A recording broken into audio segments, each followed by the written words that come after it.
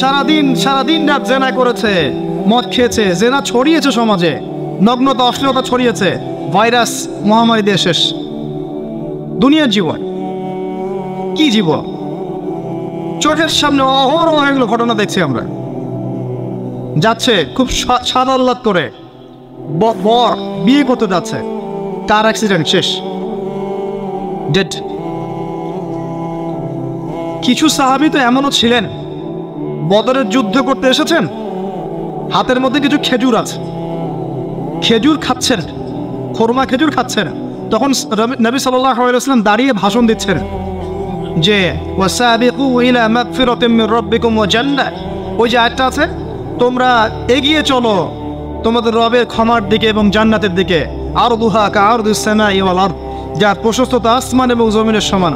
সাহাবী খেজুর খেতে খেতে খেজুরটা ফেলে দিলেন। আরেকজন সাহাবী জিজ্ঞাসা করলেন যে খেজুরটা ফেলে দিলেন কেন? তিনি বলছেন এই খেজুরগুলো খেতে অনেক সময় লেগে যাবে। নবী সাল্লাল্লাহু আলাইহি ওয়াসাল্লাম এমন কথা বলেছেন, এটা শোনার পরে আমি আর এক সেকেন্ড নষ্ট করতে যাচ্ছি না।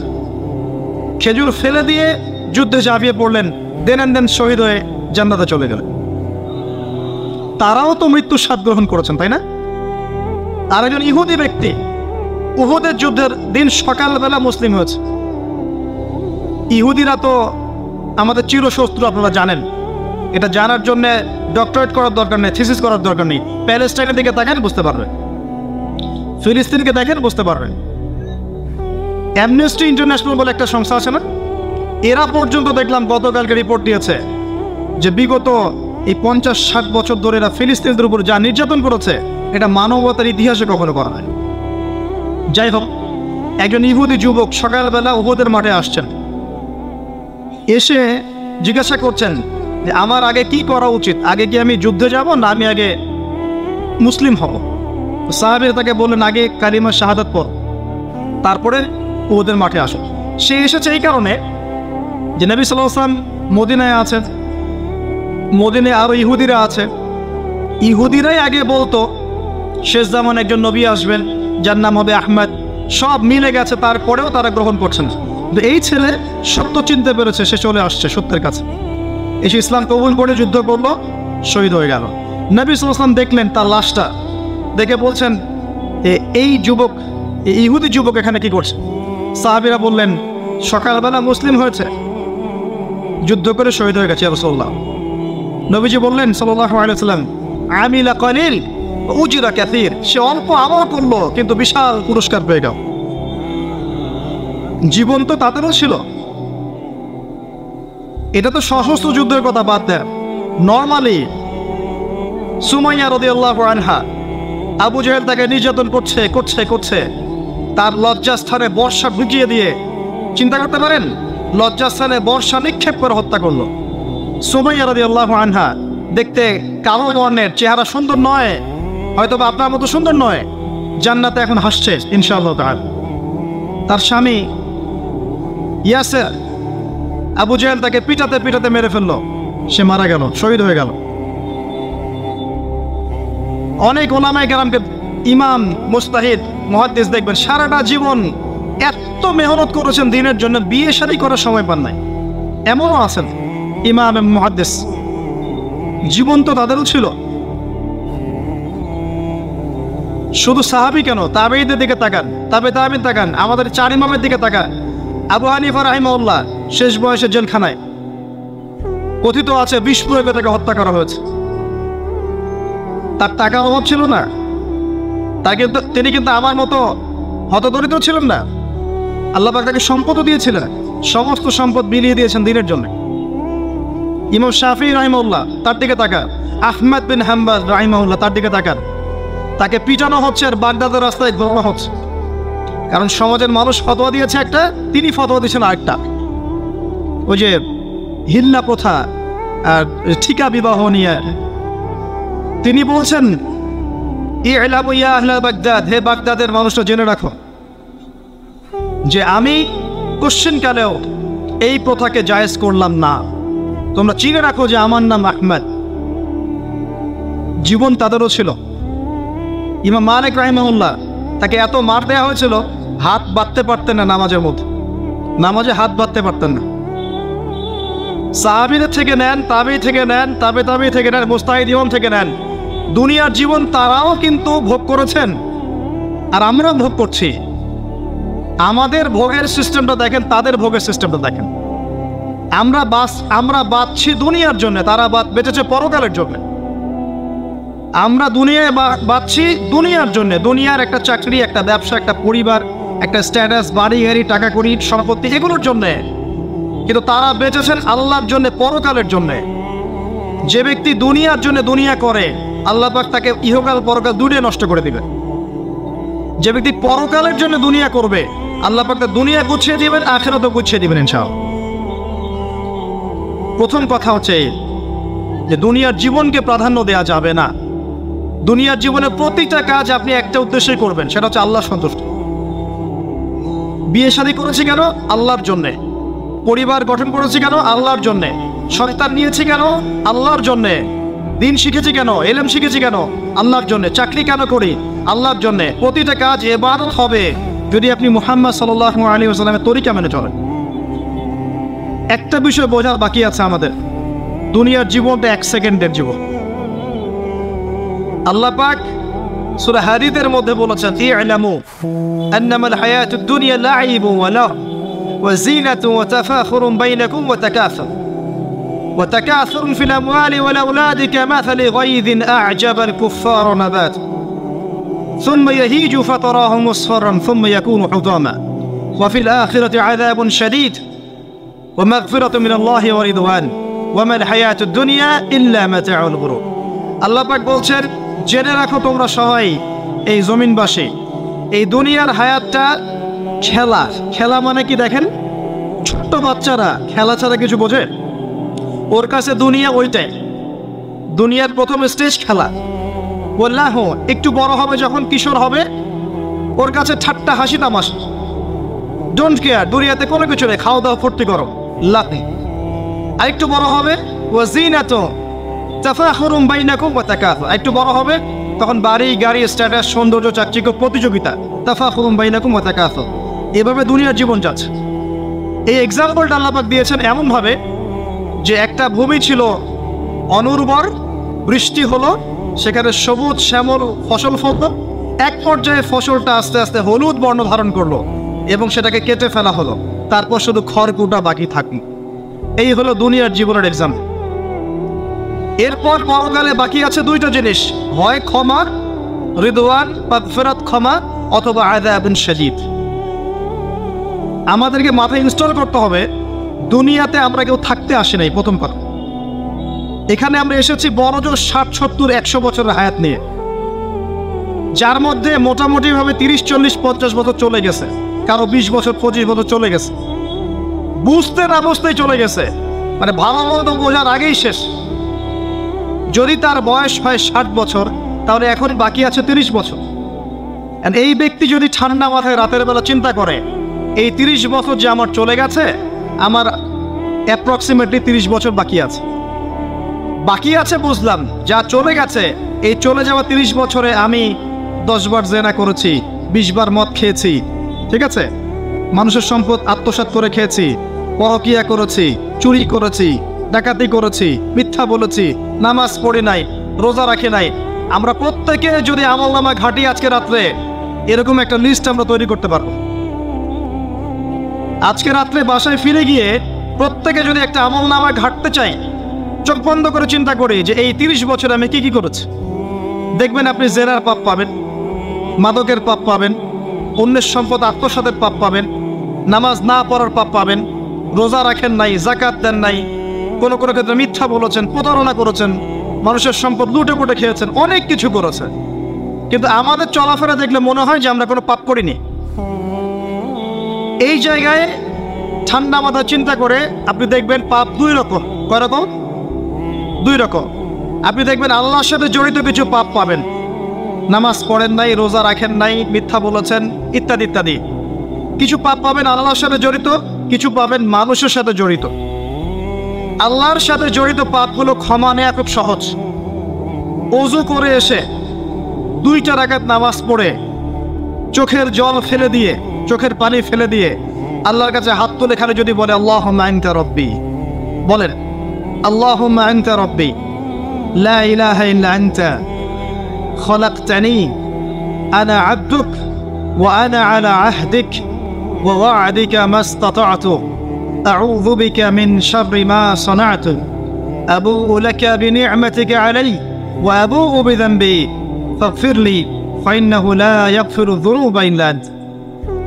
এটা না পারেন অ্যাটলিস্ট আস্তাগফিরুল্লাহাল্লাযী লা ইলাহা ইল্লা হুয়াল হাইয়ুল কাইয়ুম 3 বার চোখের পানি ফেলে দেন, আল্লাহর কাছে ওয়াদা করেন আল্লাহ যা করেছি ছেড়ে দিব, আগামী যতদিন বেঁচে থাকবো কোরআন এবং সুন্নাহর বাইরে এক চুল যাব না ইনশাআল্লাহ। এবং আগামী দিনগুলোতে আল্লাহ পাক তোমার আদেশ যখন যেভাবে আসবে আমি পালন করবো ইনশাআল্লাহ। যদি আল্লাহ পাক মনের মধ্যে খুলুসিয়াত দেখেন যে তাওবাতান নাসুহা করছে, মন থেকে তওবা করছে, আল্লাহ পাক আপনার সমস্ত গুনাহগুলোকে নেকিতে কনভার্ট করতে পারেন। আল্লাহ পাক শুধু গুনাহ মাফ করবেন তা নয়, আল্লাহ পাক গুনাহগুলোকে নেকি দিয়ে পরিবর্তন করতে পারেন। আমি দলিল দিচ্ছি, ইল্লা মান তাবা, সূরা ফুরকান পড়ে দেখেন, তারা ব্যতীত যারা তওবা করলো, ওয়া আমানা ওয়া আমালা আমালান সালিহা, এবং যারা ঈমান এনেছে এবং সৎ আমল করলো, উলাইকা ইউবাদদিলুল্লাহু সাইয়্যাতিহিম হাসানাত, আল্লাহ পাক এইসব মানুষের গুনাহগুলোকে নেকি দিয়ে পরিবর্তন করে দিবেন ইনশাআল্লাহ। আমাদের নবী মুহাম্মদ সাল্লাল্লাহু আলাইহি ওয়াসাল্লাম দিনে 70 বার, কোন বর্ণনা এসেছে 100 বার তওবা করতেন, 100 বার পড়তেন আস্তাগফিরুল্লাহ ওয়া আতুবু ইলাইহি, আস্তাগফিরুল্লাহ ওয়া আতুবু ইলাইহি। যার আগের কোনো পাপ নাই, পিছনের কোনো পাপ নাই, দিনে 100 বার তওবা করতেন। আমরা একটা রাত এভাবে চিন্তা করেছি যে আমার পাপ কি কি, আজকে রাত্রে গিয়ে চিন্তা করেন, দেখবেন আপনি একটা পাপে পরিপূর্ণ একটা আমল নামা পাবেন। এবার আপনি চিন্তা করেন যে আপনি যদি আগামী 30 বছর বাঁচেন বা 40 বছর বাঁচেন, এই সময়টাকে আপনি কিভাবে মূল্যায়ন করতে চান।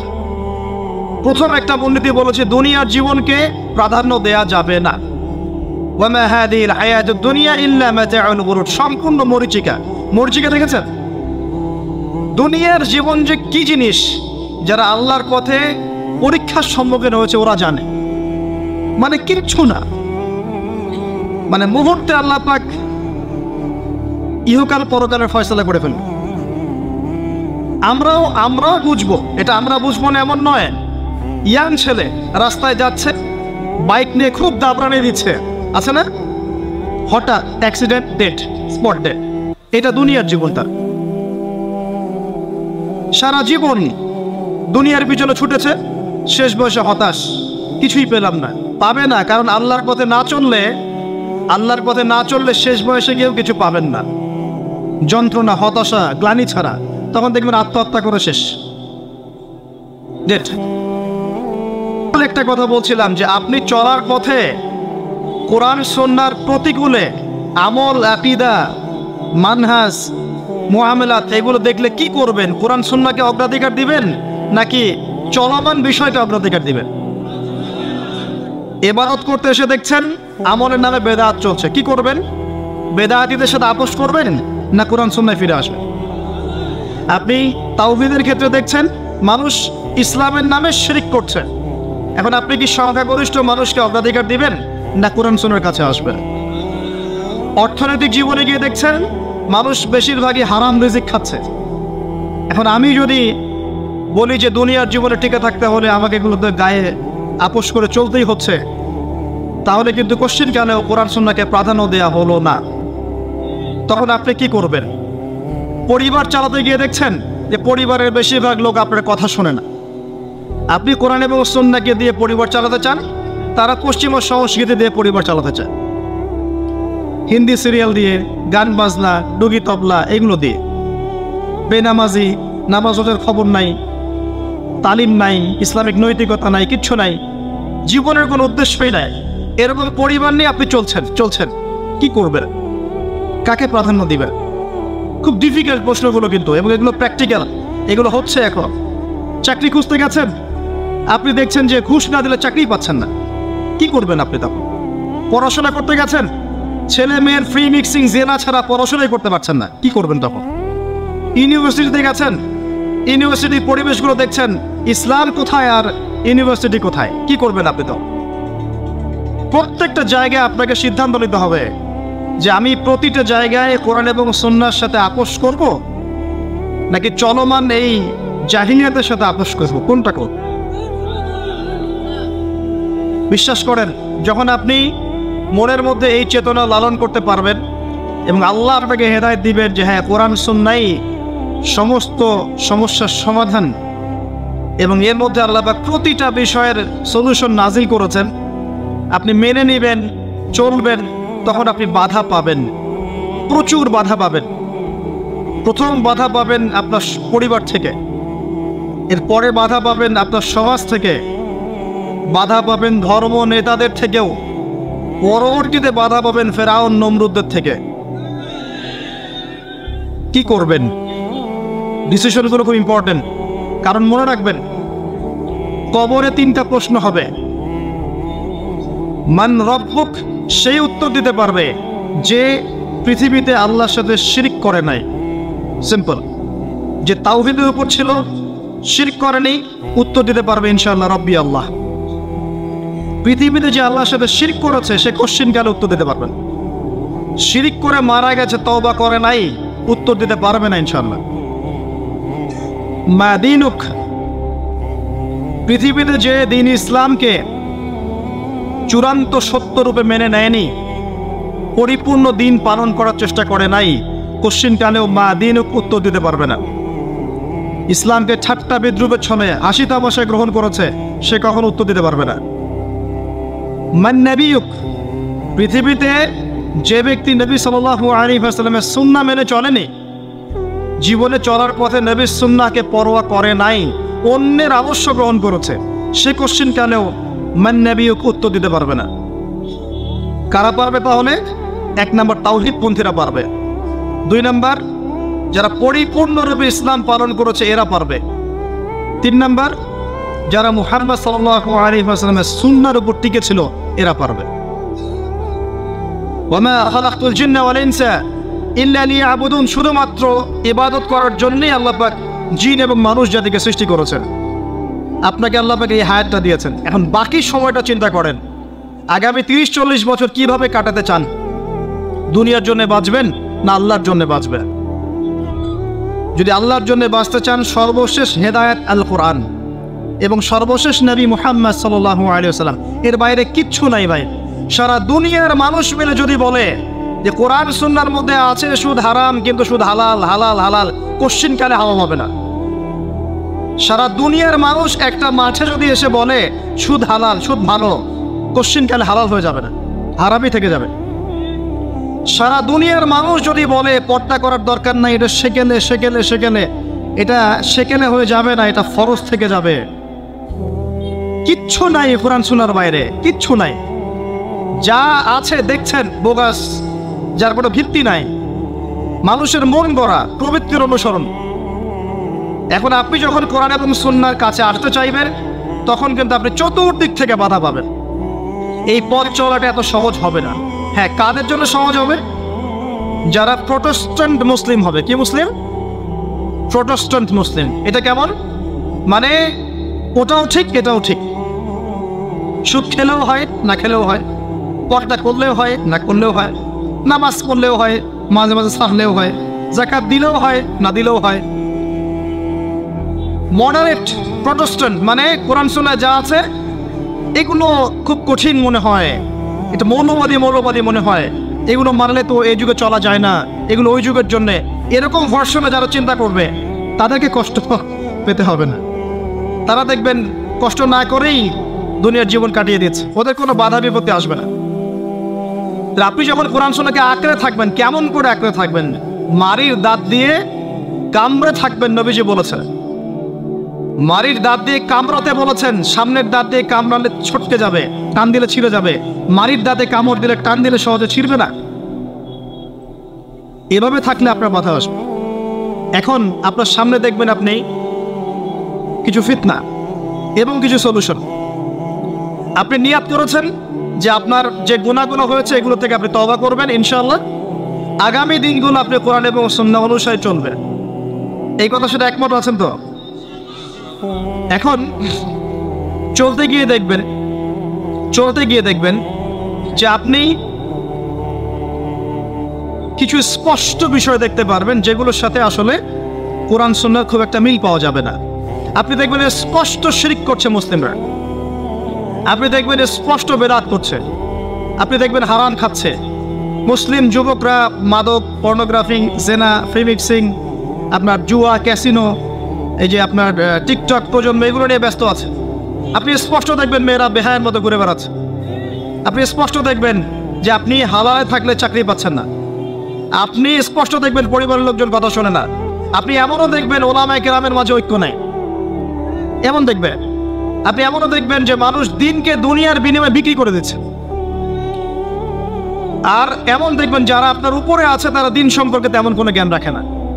এমন জটিল পরিস্থিতিতে আপনি কি করবেন তখন? এরপরে আপনি যখন বিশ্বের দিকে তাকাবেন তখন দেখবেন বিশ্বের সমস্ত পরাশক্তিরা ঐক্যবদ্ধ ইসলামের বিরুদ্ধে। বিশ্বের সমস্ত বড় বড় পরাশক্তিরা ঐক্যবদ্ধ ইসলামের বিরুদ্ধে। দেখবেন আপনি ইসলামের কোনো খিলাফা নাই, দেখবেন কোনো ইমাম নাই, কোনো আমির নাই, কোনো জামা নাই। দেখবেন আপনি সেই রকম সলফে সালেহিনদের যুগের মতো শৌর্যবীর্য, ব্যক্তিত্ব, গায়রাত কিছু নাই। মনে হবে যেন আমরা দাসত্বের শৃঙ্খলা আবদ্ধ হয়ে গেছে। তখন আপনি কষ্ট পাবেন মনে মনে।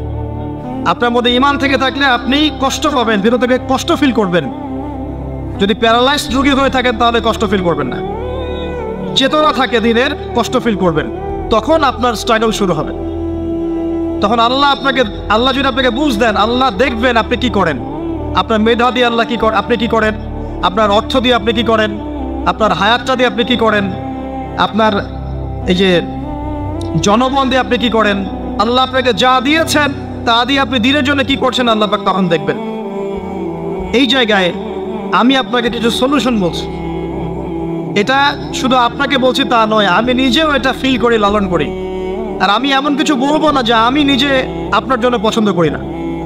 যেটা আমি নিজের জন্য পছন্দ করি সেটাই আপনাকে বলবো। প্রথম কথা, এখানে আপনাকে গাইডেন্স দেবে আল কোরআন। এরকম সিচুয়েশনে আপনাকে পথ দেখাবে অনলি আল কোরআন, এরপর নবী সাল্লাল্লাহু আলাইহি ওয়াসাল্লামের হাদিস। এখানে আপনার দায়িত্ব আসবে প্রথমত কোরআন পড়া শিখতে হবে। প্রথম কাজটা কি ভাই? কোরআন পড়া শিখতে হবে, তেলাওয়াত শিখতেই হবে, নিয়মিত তেলাওয়াত করতে হবে। একটা দিন যাবেন আপনার জীবনে যে কোরআন তেলাওয়াত আপনি করেন না, ইনশাআল্লাহ। বেশি থেকে বেশি করবেন, বেশি থেকে বেশি। আমার পরামর্শ হচ্ছে দিনে এক পারা করে করার চেষ্টা করবেন। এরপর দায়িত্ব চলে আসবে আপনার কোরআন বোঝা। আপনি কিছু অংশ মুখস্থ করবেন, হিফজ করবেন, অর্থটা বোঝার চেষ্টা করবেন, কোরআনের ভাষাটা শেখার চেষ্টা করবেন। এর সব কিছু আপনি বুঝতে পারবেন না, তখন কি করবেন? আলেম ওলামার কাছে যাবেন, তাদের সোহবতে গিয়ে পড়ে থাকবেন। যে বিষয়টা বুঝতে পারছেন না জিজ্ঞাসা করে জেনে নেবেন। ফাসআলু আহলা যিকরি ইন কুনতুম লা তা'লামুন। এরপর কোরআনের আদেশ নিষেধগুলো আপনি মেনে চলবেন নিজের পরিবারে এবং নিজের অধীনস্থদের মধ্যে। এরপরে আপনি থেমে যাবেন না। কোরআনের দাওয়াত আপনি যতটুকু জানেন এটা মানুষের কাছে প্রচার করবেন। মাদ্রাসা করবেন, মসজিদ আবাদ করবেন, বক্তব্য চালু করবেন, কোরআনের একটা রেভলিউশন ক্রিয়েট করবেন ইনশাআল্লাহ। কোরআনের জন্য আপনার জান, মাল, অর্থ বিলিয়ে দিবেন। ওই একটা ছোট্ট কাজ দেখবেন পরকালে জান্নাতে যাওয়ার ওসিলা হয়ে গেছে ইনশাআল্লাহ। তারপরে আপনি সুন্নতকে পাবেন। ওই সুন্নতের উপরে আপনার 24 ঘন্টাকে সাজাবেন। দিন রাত প্রতিটা আমল আপনি সুন্নাহ অনুযায়ী করার চেষ্টা করবেন। এরপরে গিয়ে আপনার দায়িত্ব আরও বাড়বে। এরপর দায়িত্ব চলে আসবে উম্মাহ কেন্দ্রিক। আপনার তাজকিয়া অর্জন করতে হবে, আত্মশুদ্ধি। আত্মশুদ্ধি অর্জন করতে হলে সবসময় পরকালের ফিকির করতে হয়, মৌতের স্মরণ করতে হয়, বেশি বেশি কোরআন তেলাওয়াত করতে হয়, এতিমের মাথায় হাত বোলাতে হয়, আপনার সাদাকা বেশি বেশি করতে হয়, মাঝে মাঝে রোজা রাখতে হয়। এগুলো করতে থাকলে আল্লাহর জিকির বেশি বেশি করতে হয়, আল্লাহর ধ্যান করতে হয়, আল্লাহকে ডাকতে হয়, দোয়া করতে হয়, আত্মশুদ্ধি অর্জন হবে। একই সাথে আপনার অন্তর থেকে হিংসা, বিদ্বেষ, এই যে গীবত, রিয়া, অহংকার, সমালোচনার সংস্কৃতি দূর করতে হবে। মনের মধ্যে অহংকার, হিংসা, বিদ্বেষ থাকলে আল্লাহর নূর পাওয়া যাবে না, তখন তাজকিয়া অর্জন হবে না। কিভাবে ফেরাউনকে ডুবে মারা হলো, কিভাবে বনু ইসরাইলকে নিয়ে তিনি এখান থেকে বের হলেন, গিয়ে বনু ইসরাইল ফেরাউনের হাত থেকে নাজাত পেয়ে যখন ফেরাউনের দলবল লোহিত সাগরে ডুবে মরল, এরপরে কিন্তু মুসা আলাইহিস সালাম তার এই অনুসারীদেরকে নিয়ে এই জেরুজালেমের দিকে আবার যাচ্ছিলেন। মনে আছে? তারা 40 দিনের মধ্যে বাছুর পূজা শুরু করলো, মনে আছে না? 40 দিনের মধ্যে তারা বাছুর পূজা শুরু করলো। ওখানে সামেই নামে একজন ব্যক্তি বের হলো, সে মানুষকে মূর্তি পূজা শেখানো শুরু করলো। ইউসুফ আলাইহিস সালামের সোনালী যুগ থেকে নিয়ে মুসা আলাইহিস সালাম এই পর্যন্ত এখানেও কিন্তু মোটামুটি 200-400 বছর চলে গেছে। এরপরে নাজাতপ্রাপ্ত বনী ইসরাইল যাদের প্রতি আল্লাহ পাক রহম করলেন, তাদেরকে নিয়ে মুসা আলাইহিস সালাম এই ফিলিস্তিনের দিকে এগিয়ে যাচ্ছিলেন। যেতে যেতে আল্লাহ রাব্বুল আলামিন তাদেরকে একটা আদেশ করলেন যে ওই বাইতুল মুকাদ্দাসে এখন আমালেকা সম্প্রদায় বসবাস করছে। কোন সম্প্রদায়? এখন আমালেকের অনেক শক্তিশালী, খুবই ফিজিক্যালি স্ট্রং। তো তোমাদেরকে ওই জায়গা যদি এখন পেতে হয় তাহলে এদের সাথে জিহাদ করতে হবে। এই ঘটনাটা কিন্তু সূরা বাকারার শেষের পারার মধ্যে আছে, একদম শেষের দিকে। তো মুসা আলাইহিস সালামের জীবদ্দশায় এই জিহাদটা হয়নি। মুসা আলাইহিস সালামের জীবদ্দশায় এই আদেশটা এসেছিল, কিন্তু মুসা আলাইহিস সালাম তার অনুসারীদেরকে বলেছিলেন যে আল্লাহ পাক আমাদেরকে জিহাদ করে বাইতুল মুকাদ্দাস জয় করতে বলেছে। তখন তার অনুসারী বনী ইসরাইল বলেছিল, ইযহাব আনতা ওয়া রাব্বুকা ফাকাতিলা, তুমি আর তোমার রব গিয়ে যুদ্ধ করো, আমরা এখানে বসে থাকলাম। ওয়া ইন্না হাউনা কাঈদুন। কোন বনী ইসরাইলের কথা বললো? যাদেরকে আল্লাহ পাক একটু আগেই বিপদ থেকে উদ্ধার করে এখানে নিয়ে আসলেন। আর শর্ত আল্লাহর কি? ওয়া ইন উদ্তুম উদনা, ঠিক থাকলে ঠিক, বেঠিক থাকলে বেঠিক। মুসা আলাইহিস সালামের জীবদ্দশা এটা হলো না। এরপরে আরো প্রায় 40 বছর আল্লাহ পাক ওদেরকে শাস্তি দিলেন।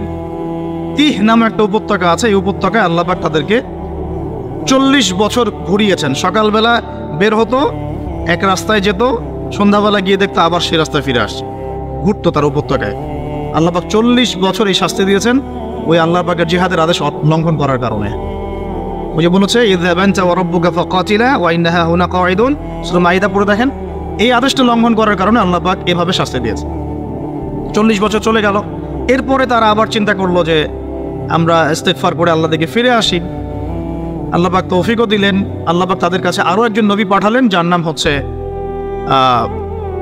ইনাম না হারুন, ইউশা বিন নুন। মাশাআল্লাহ, ভেরি গুড, ইউশা বিন নুন। তো ইউশা বিন নুন যখন নবী হলেন, তখন তারা আবার দাবি করলো যে আমাদেরকে জিহাদের পারমিশন নেন আল্লাহর কাছ থেকে, আমরা যুদ্ধ করে আমালেকা সম্প্রদায়কে বের করে দিয়ে আমরা বাইতুল মুকাদ্দাস জয় করব। তাই ইতিহাস কত ঘটছে ওই জায়গাকে কেন্দ্র করে আর কি। এটা অক্টোবর মাসের ঘটনা না, এটা ঘটনা প্রায় 5000 বছর পুরাতন একটা হিস্ট্রি এটা। তারপরে ওই নবী বলছেন যে আল্লাহ যদি আদেশ করেন তোমরা কি আবার পৃষ্ঠ প্রদর্শন করবে না? তো তারা বলছে না, আমরা কেন পালিয়ে যাব, আমাদের সন্তানদেরকে হত্যা করা হচ্ছে, ইত্যাদি ইত্যাদি, বাড়িঘর থেকে উচ্ছেদ করা হচ্ছে, আমরা কেন জিহাদ করবো? ওয়ামা লানা আল্লা নুকাতিলা ফি সাবিলিল্লাহ ওয়া ক্বাদ উখরিজনা মিন দিয়ারিনা ওয়া আবনাইনা, সূরা বাকারার শেষের দিকে পড়ে থাকে। তো এখন আল্লাহ পাক যখন আদেশ করলেন তখন তারা বলছে আমরা এই নেতাকে মানি না। আল্লাহ পাক একজন নেতা নিযুক্ত করলেন যার নাম হচ্ছে তালুত, যার নাম তালুত। তো তালুতকে তারা মানতে চাচ্ছে না, কারণ কিভাবে তালুত নেতা হতে পারে? ওর তো সম্পদও নাই, ওর তো স্ট্যাটাসও নাই। আমাদের মানে পরিবেশে নেতা হওয়ার মানদণ্ড যার সম্পদ থাকতে হয়, স্ট্যাটাস থাকতে হয়। আল্লাহ পাক বললেন যে আমি তাকে দুটো গুণ দিয়েছি, নেতৃত্বের আমি তাকে স্পেশাল দুটো গুণ দিয়েছি। ওয়াজাদাহু বাসতাতা ফিল ইলমি ওয়াল জিসমি, আল্লাহ পাক তাকে জিসম এবং ইলম দিয়েছেন। সুবহানাল্লাহ। নেতৃত্বের গুণাবলী কি পেলাম আমরা এখন? জিসম মানে ফিজিক্যালি সুস্থ থাকতে হবে এবং শারীরিকভাবে শক্তিশালী হতে হবে এবং ইলম থাকতে হবে। এখন এসবের দরকার হয় না, দরকার হয় এখন খালি দরকার হয় তার চরিত্র ফুলের মতো পবিত্র। That's all. যাই হোক, ওইদিকে যাচ্ছি না। আর কিছু বিষয় নিয়ে কথা বলার রুচি হয় না আমার, এটা তার মধ্যে একটা। তো এখন আসুন, ইউসা বিন নুনের আন্ডারে তালুত সেনাবাহিনী নিয়ে এগিয়ে গেলেন বাইতুল মুকাদ্দাসের পণে। তো বাইতুল মুকাদ্দাসকে জয় করার জন্য আল্লাহ পাক পরীক্ষা নিলেন যে এই নদী পার হওয়ার জন্য একটা শর্ত, নদী পার হবে, পানি খেতে পারবে না। যারা পানি পান করবে তারা আমার সাথে যুদ্ধ করতে পারবে না। তো তাফসীরের কিতাবে আসছে যে মাত্র 313 জন পানি পান করে নাই, বাকি সবাই পানি পান করছে। মাত্র 313 জন পানি পান করে নাই, বাকি সবাই পানি পান করছে। এখন তালুত এই 313কে নিয়ে এগিয়ে গেলেন বাইতুল মুকাদ্দাসের দিকে। যুদ্ধ চলতে লাগলো। যুদ্ধের মধ্যে দাউদ আলাইহিস সালাম ছিলেন সেনাবাহিনীতে একজন, তখন তার বয়স মাত্র 15-16 হবে। তো ওই দিক থেকে আসছে একজন সেনা আমালেকা সম্প্রদায়ের, তার নাম জালুত। সে খুবই শক্তিশালী, একজনই একাই সে 10 জনের সাথে লড়তে পারে। এদিক থেকে মাত্র একজন ছোট কিশোর দাউদ আলাইহিস সালাম, যিনি তালুতের সেনাবাহিনীর মধ্যে আছেন। উনি কিন্তু এখনো নবী নন, ঠিক আছে, উনি কিন্তু এখনো নবুয়ত পান নাই, সেনাবাহিনীর মধ্যে আছেন। একটা গুলতি নিক্ষেপ করে তালুতের এক চোখকে তিনি ফুটা করে ফেললেন। জালুতের এক চোখে ফুটা করে ফেললেন কে? দাউদ আলাইহিস সালাম। আর দাউদ আলাইহিস সালাম মাত্র একটা গুলতি দিয়ে জালুতের বর্ম পরা ছিল, শুধু চোখ দেখা যাচ্ছিল, ওই চোখ বরাবর নিশানা করে তার চোখটাকে ফুটা করে ফেলল। এতে করে জালুত মারা গেল এবং জালুতের মৃত্যু দেখে ওই আমালেকা সম্প্রদায় ভয়ে কাঁপতে লাগলো। মাত্র 313 নিয়ে তালুত এই বাইতুল মুকাদ্দাস জয় করলেন। বাইতুল মুকাদ্দাস জয় করার দিনে আসরের ওয়াক্ত হয়ে যাচ্ছিল, সূর্য ডুবে যাচ্ছিল।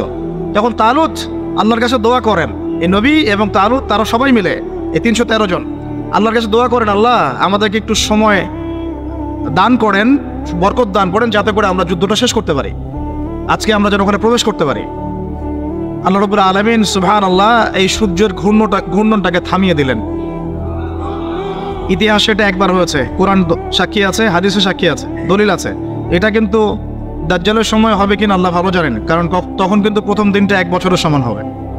কিভাবে একটা দিন 1 বছরের সমান হতে পারে আমাদেরকে ভাবতে হবে। তো এটা হয়েছে হিস্ট্রিতে একবার, সূর্যের ঘূর্ণন আল্লাহ থামিয়ে দিয়েছেন, তারা যুদ্ধ করেছে, বাইতুল মুকাদ্দাস জয় করেছে। কারা এরা? এরা বানু ইসরাঈল, তালুতের বাহিনী, ইউশা বিন নুনের উত্তরসূরি, এবং এইখানে আছে দাউদ আলাইহিস সালাম। তারপরে দাউদ আলাইহিস সালাম সেখানে নবী হলেন। তার আগে বনু ইসরাঈল ভালোভাবেই চললো, কোনো সমস্যা করে নাই। এরপরে দাউদ আলাইহিস সালাম যখন ক্ষমতায় আসলেন, নবুয়ত পেলেন, তাকে 40 বছর আল্লাহ পাক ওই জায়গা থেকে বিশ্ব শাসন করার অধিকার দিয়ে দিলেন। সুবহানাল্লাহ। তাহলে বাইতুল মুকাদ্দাস এবং আল আকসার ওই জায়গা থেকে 40 বছর বিশ্ব শাসন করেছেন দাউদ আলাইহিস সালাম। এবং তার শাসনটা এত সমৃদ্ধ ছিল যে তিনি যখন জাবুর তেলাওয়াত করতেন, তখন এই যে পাখি, মাছ, এগুলো সবাই কাছাকাছি চলে আসতো শোনার জন্য। আল্লাহ পাক তাকে স্পেশাল অনেকগুলো ক্ষমতা দিয়েছেন, যেমন লোহা, তামা, এগুলোর উপর একটা কর্তৃত্ব দিয়েছেন। যেভাবে ইচ্ছা তিনি এটাকে ঘুরাতে ফেরাতে পারতেন, অস্ত্রশস্ত্র বানাতে পারতেন। আল্লাহ পাক অনেক মর্যাদা দিয়েছেন তাকে, দাউদ আলাইহিস সালামকে। আর দাউদ আলাইহিস সালাম সম্পর্কে আরেকটা হাদিস আপনাকে বলে দেই যে আদম আলাইহিস সালাম কিন্তু তার সন্তানদের সবাইকে দেখেছেন। সব সন্তান থেকে তার সামনে আমাদের সবাইকে দেখেছেন তিনি। আপনি আপনি আপনি আমি সবাই, সবার মানে প্রতিবিম্ব, এবং সেই পিঁপড়ার আকৃতিতে আল্লাহ রাব্বুল আলামিন তার সামনে উপস্থাপন করেছিলেন। এবং এটা তিনি সবাইকে দেখেছেন, এবং একজনকে দেখে তার খুব পছন্দ হয়েছে, খুব ভালো লেগেছে, মিষ্টি, খুব ভালো লেগেছে, আকর্ষণীয়। জিজ্ঞাসা করেছেন, আল্লাহ আমার এই সন্তানের নাম কি? আল্লাহ পাক বলেছেন তার নাম দাউদ। তার হায়াত কত? আল্লাহ পাক বলছেন 60 বছর। তখন তিনি বলছেন আদম আলাইহিস সালাম, আল্লাহ আমার হায়াত থেকে 40 বছর তাকে দিয়ে। দাউদ আলাইহিস সালাম 100 বছর বেঁচে ছিলেন। দাউদ আলাইহিস সালাম সম্পর্কে আরেকটা আয়াত আছে কোরআন, এটা স্পেশাল। আল্লাহ পাক দুজনকেই, মাত্র 2 জন নবীকে আল্লাহ পাক কোরআনে খলিফা বলেছেন। যদিও প্রত্যেক নবী আল্লাহর খলিফা এবং প্রত্যেক ন্যায়পরায়ণ শাসক আল্লাহর খলিফা, কিন্তু আল্লাহ পাক স্পেশালি 2 জন নবীকে খলিফা বলে সম্বোধন করেছেন। একজন হচ্ছেন আদম আলাইহিস সালাম, আরেকজন দাউদ আলাইহিস সালাম। এগুলো মিলাবেন। খলিফার কাজ আমি অনেকদিন বলেছি, খলিফার কাজ হচ্ছে ইন্না জাআলনাকা খলিফাতান ফিল আরদ, আমি তোমাকে পৃথিবীতে খলিফা করেছি, ফাহকুম বাইনান নাসি বিল হক, মানুষের মাঝে হকের মানদণ্ডে বিচার ফয়সালা করো। ন্যায় বিচার করা হচ্ছে খলিফার কাজ। যে সমাজে ন্যায় বিচার করে সে আল্লাহর খলিফা, যে করে না সে শয়তানের খলিফা। সিম্পল। ফাহকুম বাইনান নাসি বিল হক ওয়া লা তাত্তাবি'ল হাওয়া, নিজের প্রবৃত্তির অনুসরণ করো না। ইউদিল্লাকা আন সাবিলিল্লাহ, তাহলে আল্লাহর পথ থেকে এটা তোমাকে সরিয়ে নিয়ে যাবে। ইন্নাল্লাযীনা ইউদিল্লুনা আন সাবিলিল্লাহ লাহুম আযাবুন শাদীদ, যারা আল্লাহ পাকের পথ থেকে বিচ্যুত হয়ে যায় এদের জন্য মর্মান্তিক শাস্তি অপেক্ষা করছে। বিমা নাসু ইয়াউমুল হিসাব, যেহেতু কিয়ামতের হিসাবের দিনটা ওরা ভুলে গেছে। দাউদ আলাইহিস সালামের পরে সাকসেসফুলি আরও 40 বছর এই বিশ্বটাকে শাসন করেছেন ফ্রম জেরুজালেম তার ছেলে সুলাইমান আলাইহিস সালাম, এবং তার শাসনটা তার বাবার চেয়ে আরও সুপিরিয়র ছিল। এমন শাসন, এমন সভ্যতা যেটা পৃথিবীর ইতিহাসে না কখনো ছিল, না এখন আছে, না কখনো হবে, না কখনো হবে। এমনকি ঈসা ইবনে মারিয়ামের সময়ও না, যিনি সামনে 40 বছর খেলাফা ওখান থেকে কায়েম করবেন, তখনও না। কারণ তিনি দোয়া করেছেন, রব্বি হাবলি মুলকান লা ইয়ানবাগি লি আহাদ, আল্লাহ আমাকে এমন এক রাজত্ব দেন যেটা আপনি আর কখনো কাউকে দেন নাই, দিবেনও না। কে দোয়া করেছেন এটা? নবী সুলাইমান আলাইহিস সালাম। তিনি পাখির ভাষা বুঝতেন, পিঁপড়ার ভাষা বুঝতেন, তার আদেশে জিনরা কাজ করত। জিনদেরকে বলতেন সমুদ্রে ডুব দিয়ে মণিমুক্তা নিয়ে আসা, বের করতো। এমন একটা প্রাসাদ নির্মাণ করেছেন যেখানে পা ফেললে মনে হচ্ছে যে সমুদ্রে পা ফেলছে, এত স্বচ্ছ। সাবার রানীর সিংহাসন তুলে নিয়ে আসলেন মুহূর্তের মধ্যে, চোখের পলক ফেলতেই সিংহাসন হাজির। এরকম সভ্যতা, টেকনোলজি আবিষ্কার হয়নি, ইনশাল্লাহ হবেও। যতই মঙ্গল গ্রহে যাওয়ার স্বপ্ন দেখাক নাসা, এগুলো সম্ভব না। এই টেকনোলজি আসে, যেটা ছিল সুলাইমান আলাইহিস সালামের সময়, এটা পৃথিবীতে না ছিল কখনো, না আছে, না থাকবে, শুধুমাত্র তার সময় ছিল। এবং ওই সময়ে সুলাইমান আলাইহিস সালামের শাসনে জেরুজালেম থেকে পুরো বিশ্বটাকে শাসন করেছে বনু ইসরাইল, এবং তারা তখন মুসলিম ছিল, আত্মসমর্পণকারী আল্লাহর বান্দা ছিল, তারা কিন্তু খারাপ ছিল না তখন। এরপরে তাদের অধঃপতনটা শুরু হয়। এরপর থেকে আমি একটু গুটিয়ে নেই, অনেক সময় তো নেওয়া যাবে না। এরপর থেকে অধঃপতনটা শুরু হয়। কীরকম? তারা আবার আল্লাহ পাকের বিধিবিধান যেগুলো সেগুলো লঙ্ঘন করে। মৌলিকভাবে তারা কয়েকটা বিধিবিধান লঙ্ঘন করেছে। একটা হচ্ছে শিরক। এক নম্বর কি? শিরক। তারা আল্লাহ পাকের সাথে শিরক করা শুরু করলো, নবীর আদেশ লঙ্ঘন করা শুরু করলো, এবং অর্থনৈতিক জীবনে গিয়ে সুদ খাওয়া শুরু করলো। সুদের কথাটা মারাত্মকভাবে আসছে ওদের কাছে, ওদের ব্যাপারে। সুদ তারা চালু করলো। সুদ, অন্যের সম্পদ আত্মসাৎ করা শুরু করলো, ঠিক যেমন এখনকার মনিটরি সিস্টেম দিয়ে তারা করছে, সেম জিনিস। এবং তারা মাদক দ্রব্যটাকে অ্যাভেলেবল করে ফেললো। জেনাটা বেড়ে গেল খুব, জেনা। এই পাপাচারগুলো যখন বাড়তে থাকলো, আল্লাহ পাক তখন তাদের উপরে অন্য পরাশক্তি চাপাই দিলেন। তাদের মধ্যে দুইজনের নাম মেনশন করবো আমি আজকে শুধু। একজন হচ্ছে নেবুজাদনেজার, একজনের নাম নেবুজাদনেজার। সে এসে আক্রমণ করে পুরা বানু ইসরাইলকে একদম ম্যাসাকার করে ওখান থেকে বের করে। ওরা যা করতেছে এখন ফিলিস্তিনিদের উপরে, এর চাইতেও ভয়ঙ্কর শাসক ছিল নেবুজাদনেজার, যাকে অনেকে বুখতে নাসার বলে না। সে এসে পুরো বাইতুল মুকাদ্দাস জয় করে এই মানে ফাসেক যারা বানু ইসরাইলদের মধ্যে ফাসেক জালেম হয়ে গেছে যারা, ওদেরকে পিটিয়ে এখান থেকে বের করে দিল, দিয়ে পুরো জায়গাটা দখল করলো। বাচ্চাদেরকে হত্যা করেছে, মেয়েদেরকে ধর্ষণ করেছে, এবং ছেলেদেরকে হত্যা করেছে। এভাবে সুদীর্ঘকাল চলতে লাগলো। আবার আল্লাহ পাক তাদের দিকে আবারও মুখ ফিরিয়ে তাকালেন। আল্লাহ পাক তাদেরকে আরও একটা চান্স দিলেন। ওই জায়গায় নেবুজাদনেজারের ওই সভ্যতার পতন হলো, তারা আবার বাইতুল মুকাদ্দাসে ঢুকেছে। এরপরে তারা আবার সেখান থেকে, এখানে একটা বিষয় ভুল হয়ে গেল। নেবুজাদনেজার একটা কাজ করেছিল, সে ওই বনু ইসরাইলের মধ্যে অবাধ্য যারা, ওদেরকে বেঁধে নিয়ে ব্যাবিলনে নিয়ে আসছে, এই ইরাকের ব্যাবিলনে। এখানে দাসত্বের জীবনে তাদেরকে অভ্যস্ত করেছে, ওই ফেরাউনদের মতোই। তো এই দাসত্বের জীবনে যখন তারা আছে, তখন তারা আলোচনা করতো একে অপরের সাথে যে আমাদের একজন মসিহ আসবে। কে আসবে? আমাদের একজন মসিহ আসা বাকি আছে, একজন নবী আসা বাকি আছে, যিনি আসলে আমরা আবার বাইতুল মুকাদ্দাস ফিরে পাবো। তারা এখন চর্চা করতো এগুলো। তাদের যে ধর্মগ্রন্থ তাওরাত, তালমুদ, এগুলোতে এটা লেখা ছিল। তারা এভাবে চিন্তা করত। এইভাবে তারা স্বপ্ন দেখতে থাকলো ওই দাসত্বের জীবনে। আল্লাহ পাক তাদের সেই মাসিহকে পাঠালেন। আলহামদুলিল্লাহ, সেই মাসিহ হচ্ছেন ঈসা আলাইহিস সালাম। তা মাসিহ ঈসা আলাইহিস সালাম যখন আসলেন, তারা তাদের মাসিহকে চিনতে ভুল করলো, ব্যর্থ হলো। বরং তারা তাকে অপবাদ দিল যে সে একজন জারদ সন্তান, নাউজুবিল্লাহ। তার মা একজন ব্যভিচারিণী, নাউজুবিল্লাহ। মনে আছে সূরা মারিয়াম? তার এভাবে অপবাদ দেওয়া শুরু করলো। তখন আল্লাহ পাক দ্বিতীয় গজবটা পাঠালেন, যেটা একটু আগে বলতে চাচ্ছিলাম। দ্বিতীয় গজবটা পাঠিয়েছেন আল্লাহ পাক রোমান সেনাপতি টাইটাসের হাত দিয়ে। এই রোমান সেনাপতি টাইটাস দ্বিতীয়বার এসে নেবুজাদনেজারের মতোই এদেরকে আবার ওখান থেকে বের করে। লাতুফসিদুন্না ফিল আরদি মাররাতাইন, লাতুফসিদুন্না ফিল আরদি মাররাতাইন। দুইবার তোমরা এই জমিনে ফাসাদ সৃষ্টি করবো। আল্লাহ পাক সূরা বনী ইসরাঈলে বলেছেন এটা। এই দুইবার হচ্ছে এই দুইবার, নেবুজাদনেজারের সময় একবার, তার আগে একবার, আর এই যে রোমান সম্রাট টাইটাসের সময়। প্রথমবার কারণ কি ছিল? তারা সুলাইমান আলাইহিস সালামের এই যে রেখে যাওয়া এক সালতানাত এবং সে আদর্শ, ঐতিহ্য, ঈমান, এগুলো রক্ষা করতে ব্যর্থ হলো। দ্বিতীয়বার তারা তাদের মাসিহকে চিনতে ব্যর্থ হলো। এবার রোমান সেনাপতি ওখানে আবার ম্যাসাকার করলো, একদম জেনোসাইড। এক কথা আমরা কি বলি? জেনোসাইড। যেমন ওই যে আপনারা ওই হিটলারের ঘটনাগুলো পড়েন না, দেখেন জেনোসাইড একটা শব্দ শোনেন, এরকম আর। তারপর বাকি যে বনু ইসরাঈলগুলো বেঁচে ছিল, ওদেরকে আল্লাহ রাব্বুল আলামিন পৃথিবীর বিভিন্ন জায়গায় উদ্বাস্তুর মতো রেখে দিলেন। এক জায়গায় থাকতে পারলো না তারা, আর সবাই মিলে ওই বাইতুল মুকাদ্দাসে থাকতে পারলো না। কেউ এখানে, কেউ এখানে, কেউ এখানে, কেউ এখানে। বেশিরভাগ চলে গেল মদিনার দিকে। কোন দিকে? এই মদিনার তখন নাম হচ্ছে ইয়াসরিব, আর কিছু আছে খায়বারে। এই বিচ্ছিন্নভাবে উদ্বাস্তুর মতো, তারা তখন কোনো রাষ্ট্র নাই। কোন জায়গা থেকে এখানে আসলো দেখেন? রুলিং স্টেট থেকে। কোন জায়গা থেকে আসতেছে দেখেন? মিশর থেকে মূসার হাত ধরে আবার এখানে, আবার তালুত, আবার জালুত, আবার দাউদ, আবার সুলাইমান, আবার ব্যাবিলন। এখান থেকে আবার মাসিহকে চিনতে ব্যর্থ হওয়া, তারপর আবার ঘুরে ফিরে উদ্বাস্তুর মতো বিশ্বের বিভিন্ন জায়গায় ছড়িয়ে ছিটিয়ে থাকে। ইতিহাস অনেক গভীর এগুলো। এবার আল্লাহ পাক তাদেরকে আরো একটা সুযোগ দিলেন। সুবহানাল্লাহ, আল্লাহ পাকের কত দয়া আর কত ধৈর্য, চিন্তা করলে আমাদের মনে হয় ইনশাল্লাহ আমরা জান্নাতে যাবো ইনশাল্লাহ। ওরা যা করেছে অবাধ্যতা, তারপরে ওদের অবাধ্যতার ইতিহাস রচনা করা যাবে, রচিত হয়েছেও, মহাকাব্য রচনা করা যাবে ওদের অবাধ্যতা নিয়ে। ঠিক আছে? তারপরে আল্লাহ পাক আরো একটা চান্স দিলেন। সুবহানাল্লাহ, ওদের মাসিহকে চিনতে তো ভুল করলোই, ওকে তো গালি দিলই ঈসা আলাইহিস সালামকে। শুধু তাই না, তারা তাকে হত্যারও চেষ্টা করলো। এবং তারা এর আগে অনেক নবীকে হত্যাও করেছে, যেমন জাকারিয়া আলাইহিস সালাম, যেমন ইয়াহইয়া আলাইহিস সালাম, তাদেরকে হত্যা করা হয়েছে।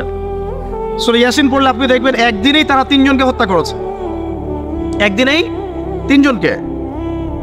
এখন মসিহকে চিনতে ব্যর্থ হওয়ার পরে আল্লাহ পাক তাদেরকে তো আযাব দিলেনই, ওই রোমান সম্রাট টাইটাসের হাত দিয়ে উদ্বাস্তুর মতো রেখে দিলেন, কিন্তু আরেকটা সুযোগ আল্লাহ পাক তাদেরকে দিলেন। এই সুযোগটা ছিল আমাদের নবী মুহাম্মদ সাল্লাল্লাহু আলাইহি ওয়াসাল্লাম। সর্বশেষ একটা চান্স থাকলো, যদি নবী মুহাম্মদ সাল্লাল্লাহু আলাইহি ওয়াসাল্লামের আনুগত্য করে ফিরে আসে, তাহলে ইনশাআল্লাহ মুসলমান হলে আবারও বিশ্বের বুকে তারা দাপটের সাথে চলতে পারবে, যেমন সাহাবা একরাম চলেছেন। বুঝতে পারছেন কথা? এখন এই কথাটা বলে নেই যে তারা কিন্তু ঈসা আলাইহিস সালামকে হত্যা করার চেষ্টাও করেছে। এটা সূরা নিসা মাইদা পড়লে আপনি বুঝতে পারবেন। আল্লাহ পাক বলেছেন ওয়ামা কাতালুহু, তারা চেষ্টা করেছে কিন্তু তারা ওদের মাসিহকে হত্যা করতে পারে নাই। ওয়ামা সালাবুহু, তারা তাকে ক্রুশবিদ্ধও করতে পারে নাই। বাল রাফাআহুল্লাহু ইলাইহি, বরং আল্লাহ পাক তাকে তার কাছে উঠিয়ে নিয়েছে। ওয়ালাকিন শুববিহা লাহুম, কিন্তু তাদের মনে হয়েছিল যে তারা তাকে হত্যা করেছে। তারা মনে করে তারা ঈসা আলাইহিস সালামকে হত্যা করেছে। ঠিক আছে, তারা মনে করে তারা ঈসা ইবনে মারইয়ামকে হত্যা করেছে, তারা সফল হয়েছে, এবং তারা এটাকে ফখর করে বলে যে ইন্না কাতালনাল মাসিহা ঈসা ইবনে মারইয়াম রাসূলুল্লাহ। সূরা নিসা মাইদা পড়ে দেখ, আল্লাহ বলছেন না, তোমরা হত্যা করো নাই, ক্রুশবিদ্ধ করতে পারো নাই, বরং আল্লাহ পাক তাকে উঠিয়ে নিয়েছে। তখন ঈসা আলাইহিস সালামের অনুসারী যারা ভালো ছিল তাদেরকে বলা হয় নাসারা। কি বলা হয়? নাসারা। তখন বনু ইসরাঈলকে 2 ভাগে ভাগ হয়ে গেছে। একটা এই যে বনু ইসরাঈল নাম থেকে ইহুদ হয়ে গেল কেন? ওই যে মাসিহকে চিনতে ব্যর্থ হলো তাই, মাসিহকে হত্যার চেষ্টা করলো তাই। এরপর থেকে ওদেরকে আর বনু ইসরাঈল বলা হয় নাই, বলা হচ্ছে ইহুদ। কি বলা হচ্ছে? ইহুদ। আরেকটা সুযোগ নবী সাল্লাল্লাহু আলাইহি ওয়াসাল্লাম ছিলেন, যখন নবী সাল্লাল্লাহু আলাইহি ওয়াসাল্লাম কেউ চিনতে ব্যর্থ হলো, তখন তাদেরকে বলা হলো মাগদুবি আলাইহিম ওয়ালাদ-দাল্লিন, অভিশপ্ত বলা হলো। তারপরে ইহুদ থেকে বলা হলো কি? মাগদুব, অভিশপ্ত। দাউদ আলাইহিস সালামের লিসানে ওদেরকে অভিশপ্ত করা হয়েছে, অভিশপ্ত হলো। তখন আগে নাম ছিল বনু ইসরাঈল, মাসিহকে চিনতে ব্যর্থ হওয়াতে নাম হয়ে গেল কি? ইহুদ। আবার নবী সাল্লাল্লাহু আলাইহি ওয়াসাল্লাম কেউ চিনতে ব্যর্থ হওয়াতে নাম হলো মাগদুব। মাগদুব মানে কি? অভিশপ্ত। এই যে আমরা প্রত্যেক নামাজে পড়ি না, গায়রিল মাগদুবি আলাইহিম ওয়ালাদ-দাল্লিন, আল্লাহ আমাদেরকে মাগদুবদের পথে নিও না আর দল্লিনদের পথে নিও না। মাগদুব ইজ ইকুয়াল টু ইহুদ, আর দল্লিন ইজ ইকুয়াল টু নাসারা, খ্রিস্টান। এখন আমরা বাংলাদেশের মাটিতে শুনি যে তারা নাকি মুশরিক ছিল না, আল্লাহ পাক বলছেন তারা মাগদুব। আর বাংলার মাটিতে অনেকে বলেন, অনেক নামধারী স্কলার, তারা বলেন স্কলারশিপ অফ ইসলাম, তারা বলছেন যে ইহুদিরা মূর্তি পূজা করতো না, মুশরিক ছিল না। আর যে এখানে আমরা বলেন নাউজুবিল্লাহ, আস্তাগফির, আল্লাহ পাক বলেছেন মাগদুব, অভিশপ্ত। ওইটা আমার টপিক না, ওইদিকে আমি যাচ্ছি না, আমি আলোচনা শেষ করে দিচ্ছি, 5 মিনিট সময় নিচ্ছি। এখানে আপনি দেখেন প্রথম চান্সটা কি ছিল? ফিরে আসার, মাসিহকে চিনতে পারলো না। দ্বিতীয় চান্স হচ্ছে নবী সাল্লাল্লাহু আলাইহি ওয়াসাল্লাম ইতাআত, সেটা করলো না। কিভাবে? মদিনায় বসে আছে তারা, আল্লাহর নবী 13 বছর মক্কায় দাওয়াত দিয়ে আসলেন, মনে আছে?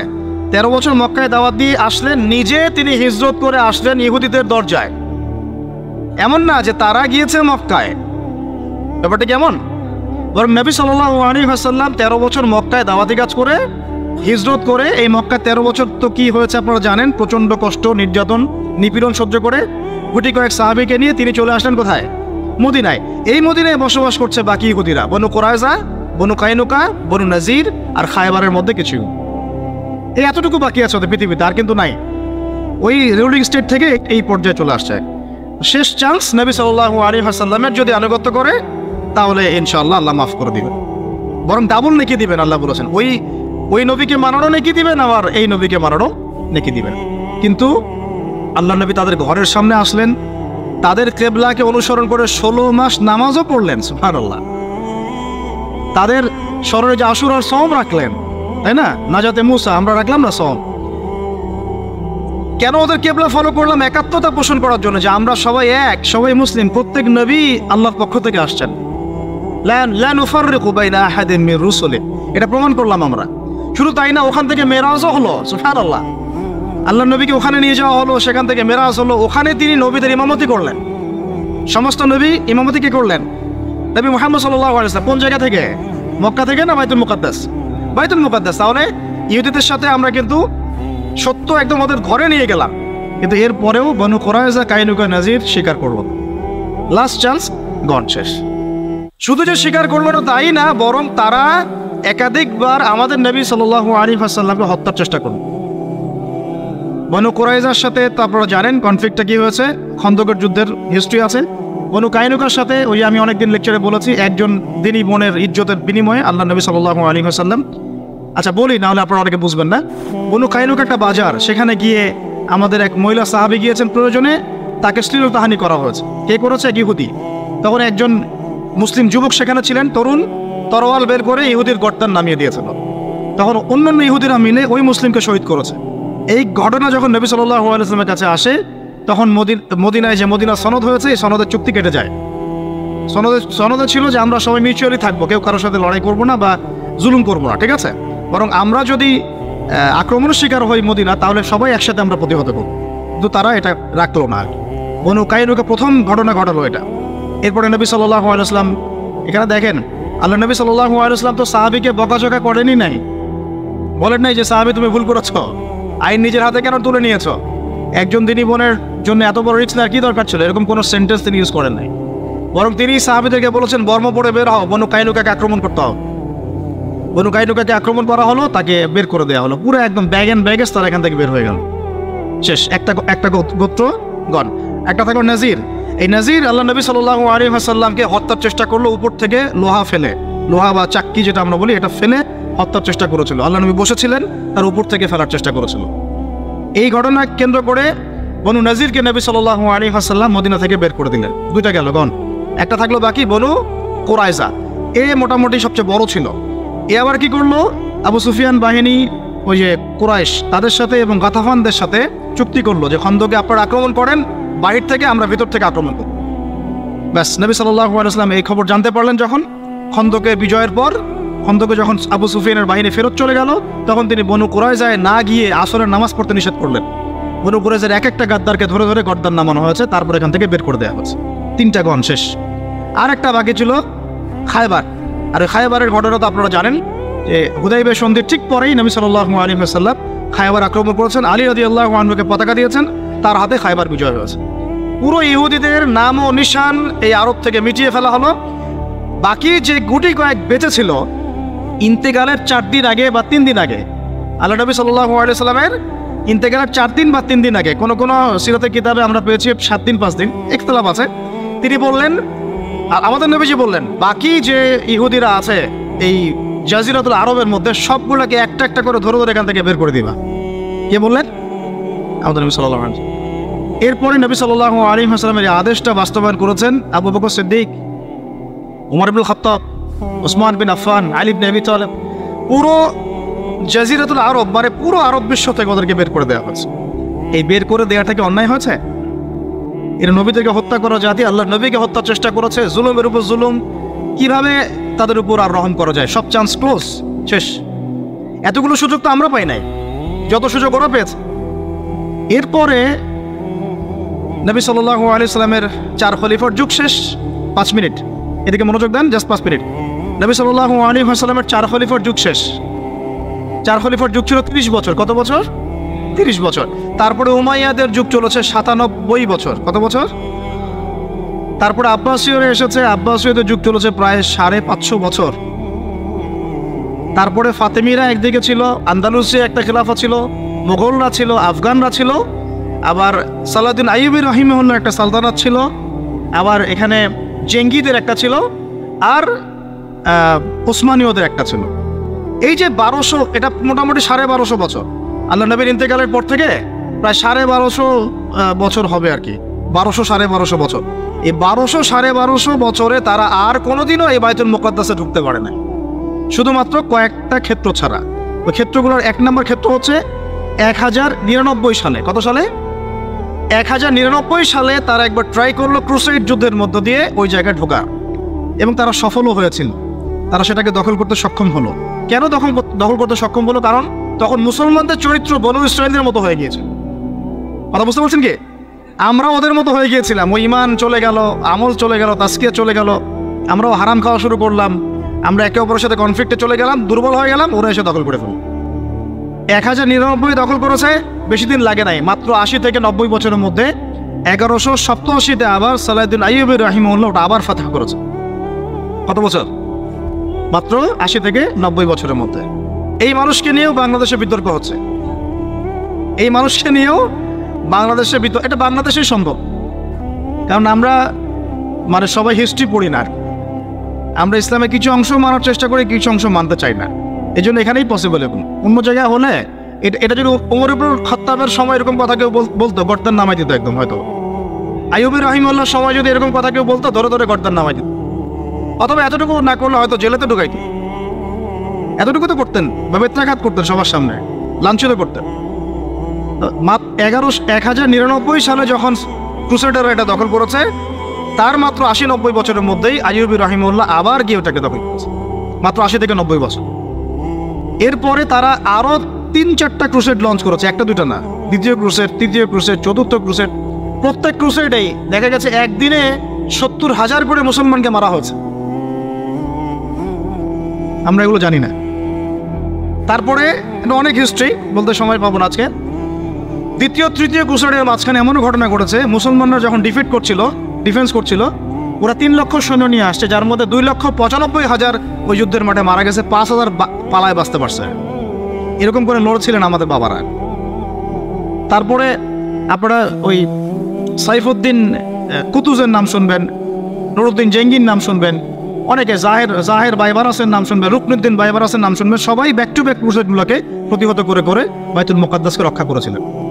এই রক্ষা চলেছে দীর্ঘদিন। তারপর ওসমানীয়রা ক্ষমতায় এসেছে। আর্তুগরুলের নাম শুনেছেন না? আর্তুগরুল গাজীর ছেলে ওসমান যখন ক্ষমতায় আসে, সালতানাত প্রতিষ্ঠা করে, সে বাইতুল মুকাদ্দাসের এই অটোম্যানদের হাতে চলে যায়।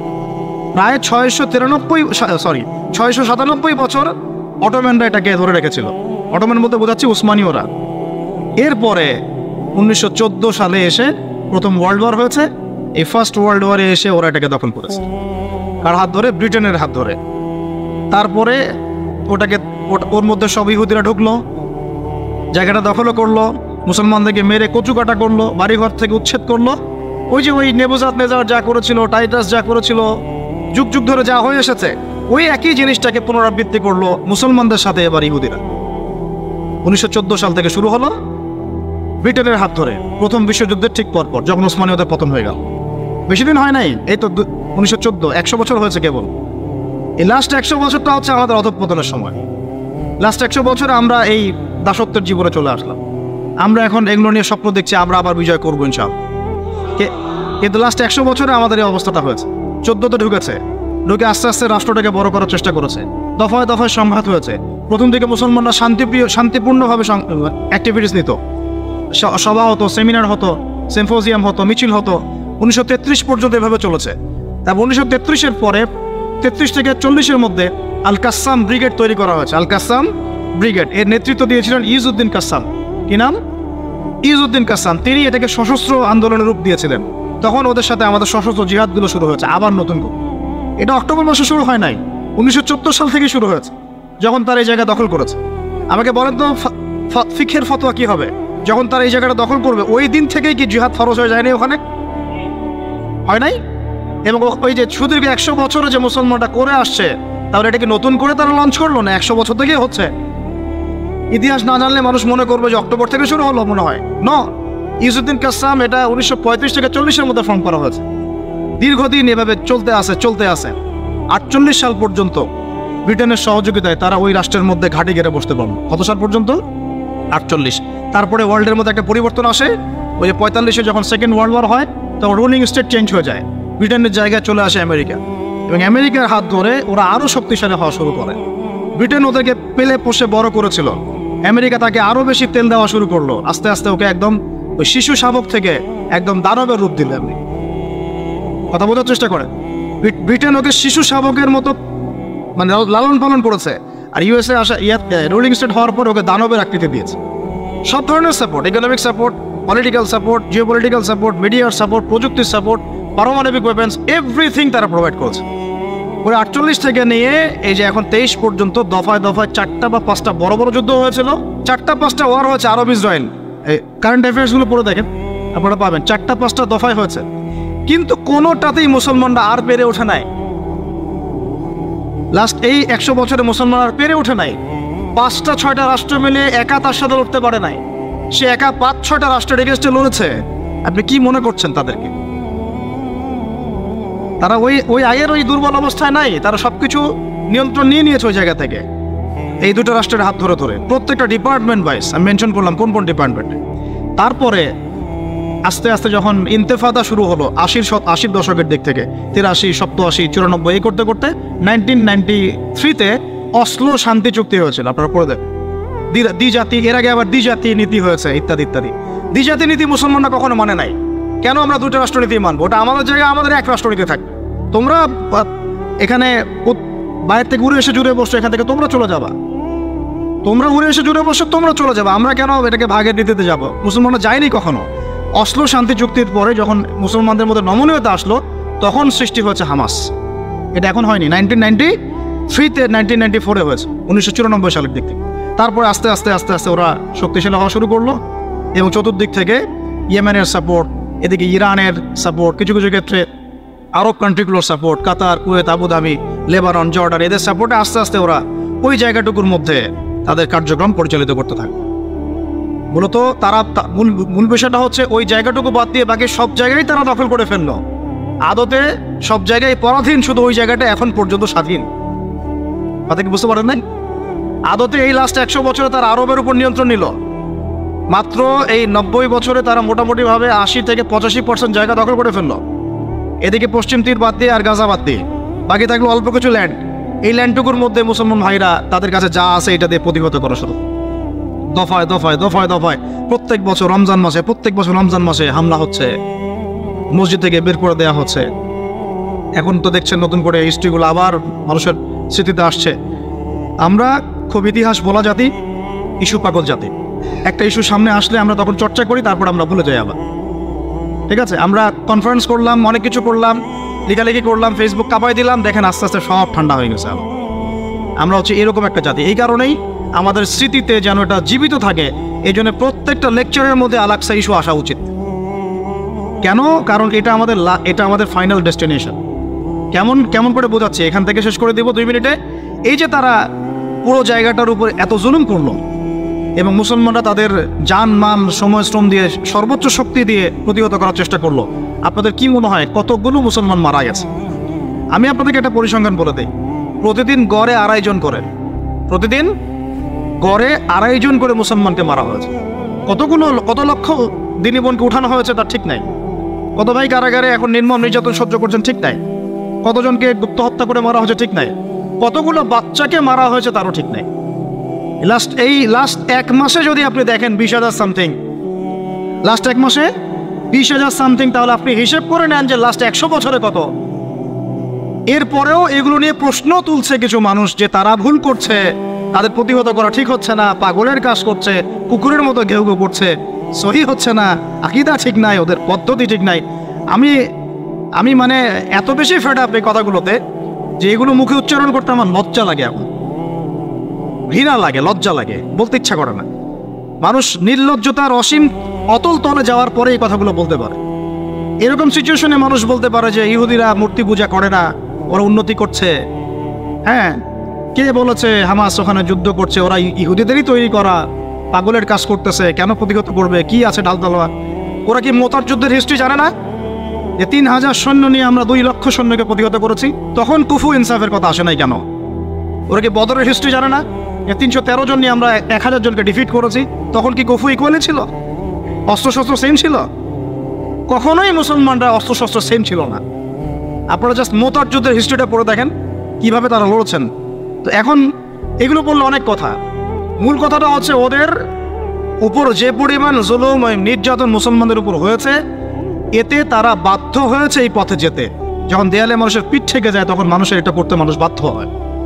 তারপরে ডে বাই ডে যখন চোখের সামনে বাচ্চার রক্ত, ভাইয়ের রক্ত, বোনের ইজ্জতের মানহানি তারা দেখবে, কোনো মুসলমান চুপ করে বসে থাকতে পারে না।